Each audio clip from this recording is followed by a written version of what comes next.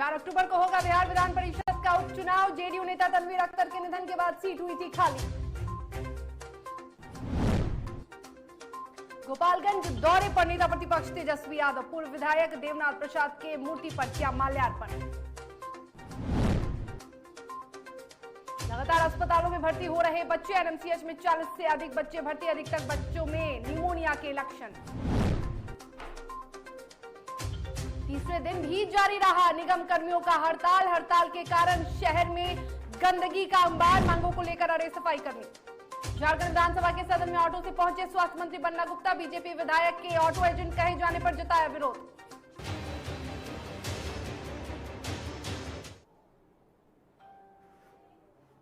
नमस्कार, आप देख रहे हैं डीटीवी भारत, आपके साथ मैं शर्मिला चौहान। खबरों की शुरुआत करेंगे और सबसे पहले बात करेंगे बड़ी खबर की।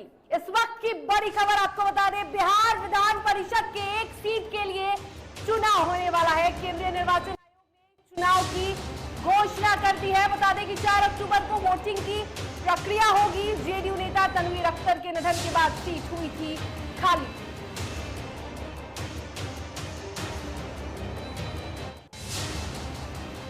तो इस वक्त की बड़ी खबर आपको बता रहे हैं, जहां विधान परिषद के एक खाली सीट पर उपचुनाव होने वाला है।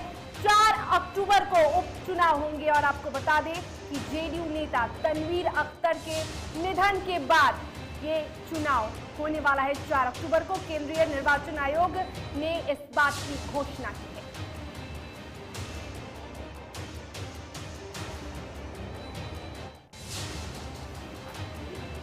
तो इस वक्त की बड़ी खबर आपको बता रहे हैं, जहां आपको बता दें कि 4 अक्टूबर को उपचुनाव होने वाले हैं। बिहार विधान परिषद के उपचुनाव होने वाले हैं। आपको बता दें कि जेडीयू नेता तनवीर अख्तर के निधन के बाद यह सीट खाली हुई थी। 4 अक्टूबर को वोटिंग की प्रक्रिया होगी। केंद्रीय निर्वाचन आयोग ने चुनाव की घोषणा की है। इस वक्त की बड़ी खबर हम आपको बता रहे हैं, बिहार विधान परिषद के एक सीट के लिए चुनाव होने वाला है। केंद्रीय निर्वाचन आयोग ने चुनाव की घोषणा की है। 4 अक्टूबर को मतदान होंगे और आपको ये बता दें कि ये जो चुनाव होने वाले हैं, ये जेडीयू के नेता तनवीर अख्तर के निधन के बाद जो सीट खाली हुई थी, उस सीट के लिए ये उपचुनाव होने वाले हैं।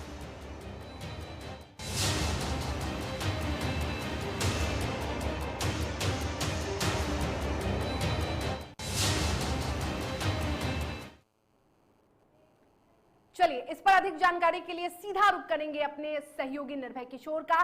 निर्भय, जेडीयू नेता तनवीर अख्तर के निधन के बाद जो सीट खाली हुई थी, उस पर 4 अक्टूबर को चुनाव होने वाले हैं।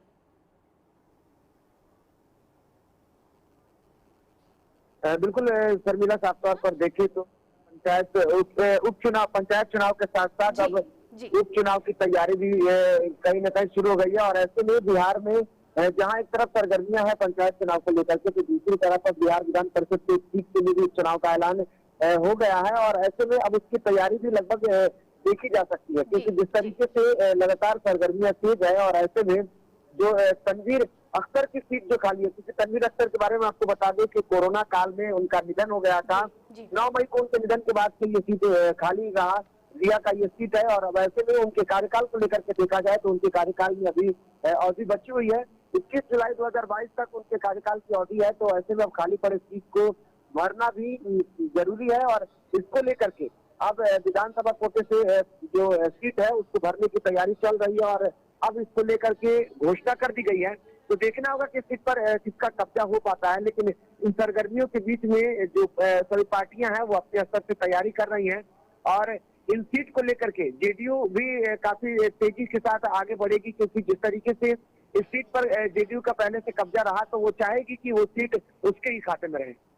बिल्कुल निर्भय, जेडीयू आरजेडी जितने भी विभिन्न दल हैं, तमाम विभिन्न दलों के उम्मीदवार भी होंगे। क्या किसी उम्मीदवार के नामों पर चर्चा हो रही है? बिल्कुल, अभी हालांकि अगर आप बात करें इस पूरे सीट को लेकर के, तो जिस तरीके से घोषणा हो गई है इस सीट को लेकर, हालांकि अभी नामों की चर्चा की कोई लिस्ट सामने नहीं आई है। लेकिन इस सीट को लेकर के जो अगर बात करें केंद्र जो निर्वाचन आयोग है, तो उससे घोषणा कर दी और बताया जा रहा है कि 15 सितंबर को इसकी अधिसूचना जारी हो जाएंगी। अभी तारीखों को लेकर के बातें सामने आई है, लेकिन अधिसूचना जारी होने के बाद ही, और इसके साथ साथ 22 सितंबर तक जो नाम होंगे यानी कि नामांकन पत्र दाखिल हो जाएंगे। 23 सितंबर को इसके लिए जो नामांकन पत्र होंगे उसकी जांच होगी, यानी कि स्क्रूटनी की जो प्रक्रिया होगी। 27 सितंबर तक उम्मीदवार अपना नामांकन वापस ले पाएंगे और उसके बाद 4 अक्टूबर को वोटिंग होगी। लेकिन अब तक अगर इन सीट को लेकर के कहा जाए तो किसी के भी नामों की फिलहाल जानकारी नहीं हो पाई है, लेकिन वो भी उम्मीद किया जा रहा है कि जल्द से जल्द उसे नाम शामिल हो सकते हैं और सामने आ सकते हैं। तो ऐसे में उस पर क्या कुछ और सियासत बनती है वो देखना होगा। जी बिल्कुल, तमाम जानकारी के लिए आपका बहुत शुक्रिया निर्भय। तो आपको बता दें कि जेडीयू के जो विधान पार्षद थे तनवीर अख्तर, उनके निधन के बाद एक सीट खाली हुई थी और उस पर अब उपचुनाव होने वाले हैं 4 अक्टूबर को। केंद्रीय निर्वाचन आयोग ने इस बात की घोषणा कर दी है। तमाम जानकारी के लिए आपका बहुत शुक्रिया निर्भय किशोर।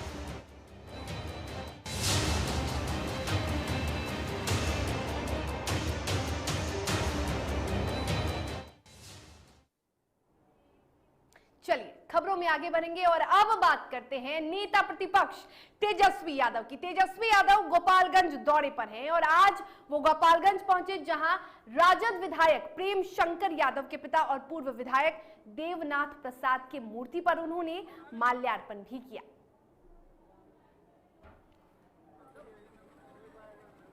तो आपको बता दें कि नेता प्रतिपक्ष गोपालगंज दौरे पर हैं और नेता प्रतिपक्ष दिल्ली से वापस आने के बाद फिर से एक बार एक्टिव हो चुके हैं। नेता प्रतिपक्ष तेजस्वी यादव कई जिलों का भी दौरा कर रहे हैं, कई दिनों से वो दौरा कर रहे हैं। और हालांकि जब वो दिल्ली गए थे, दिल्ली से वापस आने के बाद भी वो काफी एक्टिव नजर आए। एक दिन पहले उनकी मुलाकात चिराग पासवान से भी हुई थी, उसके बाद भी वो कई जगह पे गए थे, कई जगहों का वो निरीक्षण लेते हुए भी नजर आ रहे हैं। तो नेता प्रतिपक्ष तेजस्वी यादव इन दिनों काफी एक्टिव हैं और सरकार को भी घेरते हुए नजर आ रहे हैं, सरकार को भी जगाने का लगातार काम कर रहे हैं।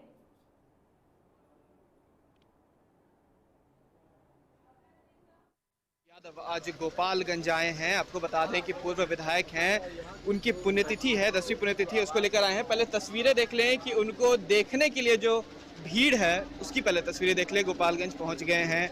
इस तरफ देख लें, जो कार्यकर्ता हैं वो भी आए हुए हैं। हालांकि करीब सुबह 9:30 बजे वो पटना के घर से रवाना हुए हैं। उसके बाद तमाम जगहों पर उनके स्वागत के लिए जो कार्यकर्ता हैं वो पहुंच गए थे। कई ज़्यादा भीड़ भी लग गई थी। हालांकि आज वो यहाँ पहुंच गए हैं। कयास ये भी लगाए जा रहे हैं कि रात 8 बजे उनका जो विमान है उससे वो दिल्ली भी जाएंगे। और बहुत सारे कयास इसलिए लगाए जा रहे हैं क्योंकि बीते दिन जब चिराग पासवान और तेजस्वी यादव की मुलाकात हुई थी तो कई सारी राजनीतिक अटकलों पर पूर्ण विराम के बदले एक शुरुआत सी हो गई और कहीं ना कहीं लगा कि अब लालू प्रसाद यादव बिहार आ सकते हैं। इसको लेकर भी कई सारी बातें आ रही थी। आज तेजस्वी यादव ने भी क्लियर कर दिया है कि 10 से 15 दिन के अंदर लालू प्रसाद यादव पटना आ जाएंगे, जिसकी तस्वीरें अब आप देख लें कि इनके लिए जो कार्यकर्ता हैं वो हुजूम लगाए हुए हैं, एक रैली को संबोधित भी करेंगे।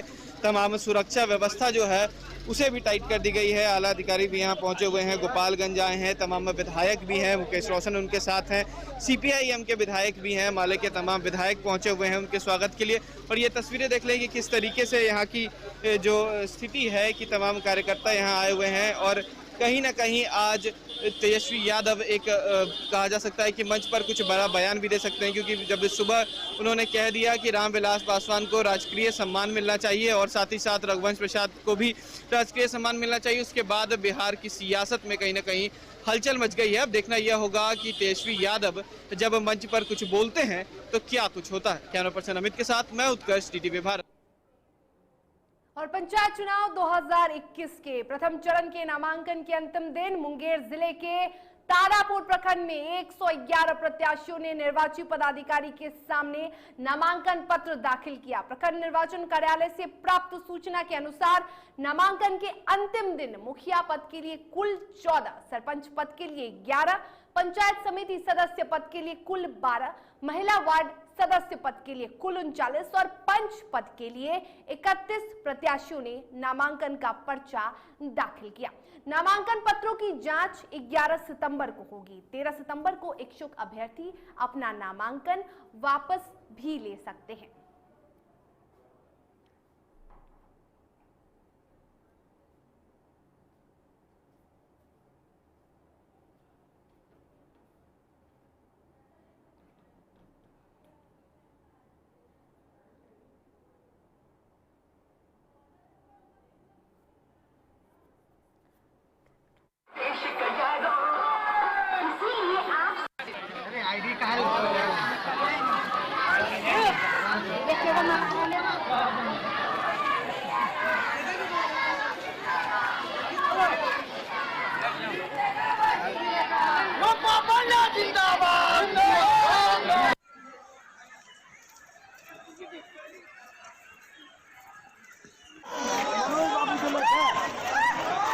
चल लगा के मारो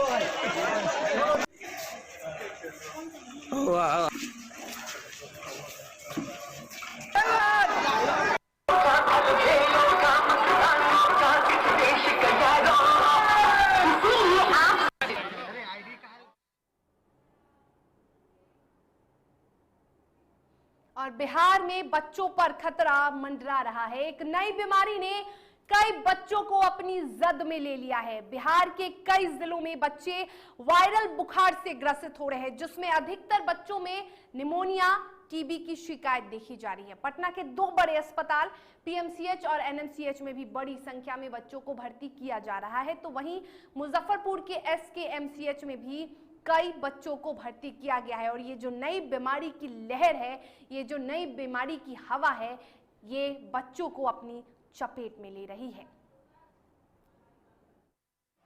जो है पाया जा रहा है और अधिक बच्चे बीमार हो रहे हैं। ऐसे में एनएमसीएच में क्या व्यवस्था की गई है और क्या किस किस तरह का जो है यहाँ बच्चे का ट्रीटमेंट दिया जा रहा है? हमारे यहाँ भी वायरल फीवर से बहुत सारे बच्चे बीमार हो रहे हैं। आमतौर से उनमें सर्दी खांसी बुखार हो रहा है। तो आम जो ये सर्दी खांसी जो इन्फ्लुएंजा है, फ्लू है, ये 3-4 दिन में ठीक हो जाता है। मगर इसमें कई बच्चे हैं जिनको कि इन्फेक्शन जो है थ्रोट से फेफड़ा में चला जाता है, जिसके बाद उनको निमोनिया हो जाता है।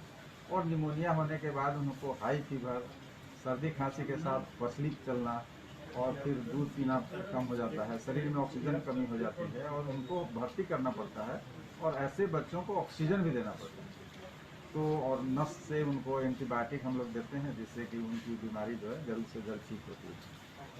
देखा कितने बच्चे की संख्या बढ़ने के बाद जो है यहाँ बेड उन्हें नहीं मिल रहा है, ऐसी बात सामने आई है। ऐसे हमारे यहाँ भी 84 बेड्स हैं बच्चों के लिए, जिसमें कि अभी 87 बच्चे भर्ती हैं। 3 बेड पर 2-2 बच्चे भर्ती हैं। और जो हमारे अस्पताल में 761 बेड हैं अभी नॉन कोविड, और उसमें हमारा 836 लोग अभी भर्ती हैं। तो इस तरह से देखा जाए कि हम लोगों ने कई बेड पर 2-2 मरीजों को रखा है और कई मरीजों को एक एक्स्ट्रा बेड कहीं से इंतजाम करके लगाया है। कई मरीजों को गद्दा जो है फर्श पर रख के और उस पर रख के इलाज कर रहे हैं।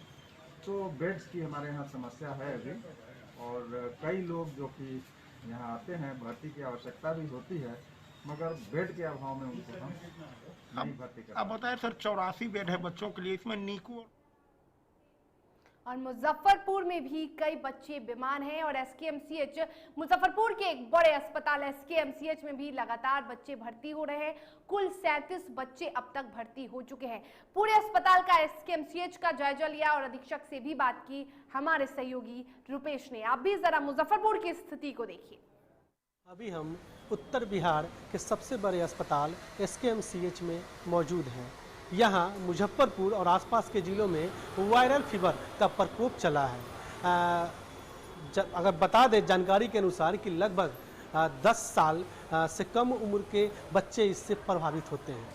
अब इसके बारे में जानने के लिए हम इस यहाँ के जो अधीक्षक हैं हम उनसे बात करेंगे, लेकिन सबसे पहले आपको बता दें कि मुजफ्फरपुर आए दिन किसी न किसी बीमारी को लेकर काफ़ी ज़्यादा हाईलाइट होती है और कहीं ना कहीं स्वास्थ्य विभाग के लिए चुनौतीपूर्ण है, क्योंकि जहां एक तरफ स्वास्थ्य विभाग मुजफ्फरपुर में एईएस और चमकी बुखार की तैयारियों में जुटी है, वहीं अब वायरल फीवर का प्रकोप छा रहा है।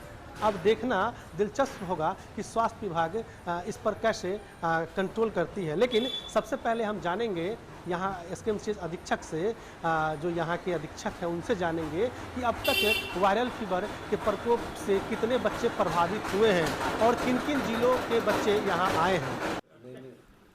देखिए, वायरल फीवर ये मौसमी बीमारी है जो हर साल होता है। इस साल भी है। थोड़ा सा इसके संख्या में हम लोगों ने इजाफा पाया है। अभी हमारे पास कुल 37 बच्चे इससे भर्ती हुए हैं पिछले 1 सप्ताह में, और वो उनका इलाज चल रहा है, वो बिल्कुल सुरक्षित हैं और ये 3 से 5 दिन में बुखार अपने आप ठीक हो जाता है और बच्चे स्वस्थ होकर घर लौट जाते हैं। जी सर, उम्र कितना होता है बच्चे का जो ये अटैक करता है? ये 10 साल के नीचे का होता है। 6 महीने से। चलिए अब ग्राफिक्स के जरिए आपको बताते हैं कि कितनी संकट में बच्चे हैं और इस वायरल बीमारी का प्रकोप कितना है। बता दें आपको सबसे पहले कि एनएमसीएच, पीएमसीएच और एसकेएमसीएच में रोज बच्चे भर्ती हो रहे हैं। निजी अस्पतालों में भी कई बच्चे भर्ती हो चुके हैं और लगातार बच्चों के भर्ती होने का सिलसिला जारी है। सबसे अधिक बच्चों में निमोनिया की शिकायत देखी जा रही है। जो सबसे अधिक शिकायत है वो निमोनिया की आ रही है और टीबी से भी कई बच्चे ग्रसित हैं। एनएमसीएच की बात कर ले तो राजधानी पटना के, बिहार की राजधानी पटना के दूसरे बड़े अस्पताल एनएमसीएच में आरटीपीसीआर जांच भी किया जा रहा है बच्चों का, जो बच्चे भर्ती हो रहे हैं और उनका जांच नेगेटिव आ रहा है। करीब 40 बच्चे एनएमसीएच अस्पताल में भर्ती हैं तो एसकेएमसीएच में कुल 37 बच्चों को भर्ती किया गया है। यानी अब तक एनएमसीएच में 40 बच्चे और एसकेएमसीएच में 37 बच्चे हैं। इसके अलावा पीएमसीएच में भी कई बच्चे भर्ती हैं। तो लगातार बच्चों के भर्ती होने का सिलसिला जारी है और डॉक्टरों का भी कहना है कि वायरल बुखार के लक्षण तो है लेकिन संख्या में इतना इजाफा इसके पहले कभी नहीं हुआ था। अब ये भी कयास लगाए जा रहे हैं कि क्या ये कोरोना का कोई रूप तो नहीं, लेकिन आरटीपीसीआर जांच में जो जांच रिपोर्ट है वो नेगेटिव आ रहा है।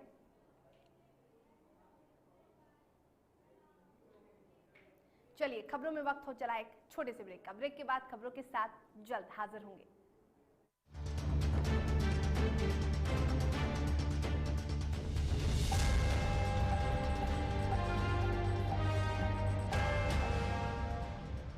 Elite institute. अगर आपके अंदर चाह है तो एलीट आपकी राह है। आईआईटी हो या मेडिकल, आप चाहते हैं अपने आप को उत्कृष्ट दिखाना, आप चाहते हैं खुद को एक आईआईटीएन के रूप में दिखना या मेडिकल के क्षेत्र में आगे बढ़ना, तो एलीट आपके लिए बहुत बड़ी ताकत के साथ आपके सामने है। आइए, खुलिए, बढ़िए, पहुंचिए। एलीट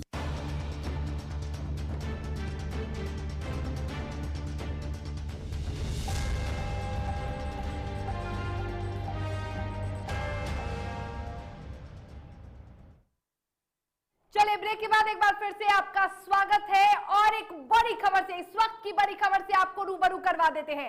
निगम के सफाई कर्मियों का हड़ताल अब भी जारी है। तीसरे दिन भी शहर में कचरे का अंबार लगा रहा। हड़ताल से बीमारी का खतरा बढ़ सकता है। लगातार वायरल बीमारी की हवा चल रही है और ऐसे में गंदगी पूरे शहर में भरी पड़ी है। बदबू से लोग परेशान हैं। अपनी 12 सूत्री मांगों को लेकर निगम कर्मी हड़ताल पर हैं और ये तीसरा दिन है जब निगम कर्मियों का हड़ताल जारी है। तो चलिए बता दें कि पटना नगर निगम के सफाई कर्मियों का हड़ताल तीसरे दिन भी जारी है, जिसके कारण पूरे शहर में कचरे का अंबार लगा है। जहां कचरे से बदबू आने लगी है और इससे लोगों की परेशानियां बढ़ गई हैं, वहीं निगम सफाई कर्मी अपनी 12 सूत्री मांगों को लेकर हड़ताल पर चले गए हैं। पटना सिटी के चौक शिकारपुर स्थित नाला पर निगम गेट के सामने सफाई कर्मियों ने गुरुवार को भी प्रदर्शन किया था। पटना के मौर्यालोक में भी प्रदर्शन किया था। सैकड़ों की संख्या में प्रदर्शनकारियों ने और अपनी मांगों को लेकर लगातार सरकार से गुहार लगा रहे हैं, खुद को स्थायी करने की मांग कर रहे हैं। समान काम समान वेतन की मांग कर रहे हैं सफाई कर्मी। मेन मांग है 14-15 बरस से काम कर रहे हैं नगर निगम में, 9,000 में अभी तक मजदूरी मिल रहा है। सरकार हम लोग का मजदूरी में कोई बढ़ोतरी नहीं किया है। हम लोग का 15 बरस से कर रहे हैं, अभी तक अस्थायी नहीं किया है। हम लोग का मांग है कि जितने भी कर्मचारी हैं दैनिक 4300 सबको अस्थायी नौकरी होना चाहिए और समान काम का समान वेतन 18,000 21,000 वेतन होना चाहिए। आउट सोर्सिंग से जो काम हो रहा है उसमें बहुत बड़ा घोटाला हो रहा है। किसी कर्मचारी को 4,000 पर खटाया जा रहा है, कोई को 5,000 दिया जाता है, किसी को 7,000 दिया जाता है, जबकि वेतन एक किस्म का होना चाहिए, एक रूप होना चाहिए। इस तरह से अत्याचार हो रहा है नगर निगम में, भ्रष्टाचार फैला। चलिए इसी के साथ खबरों के सफर में फिलहाल इतना ही। तब तक के लिए मुझे दीजिए इजाजत, लेकिन आप स्वस्थ रहिए, सुरक्षित रहिए और कोरोना की तीसरे लहर और कोरोना से भी बचिए और देखते रहिए DTV भारत। नमस्कार।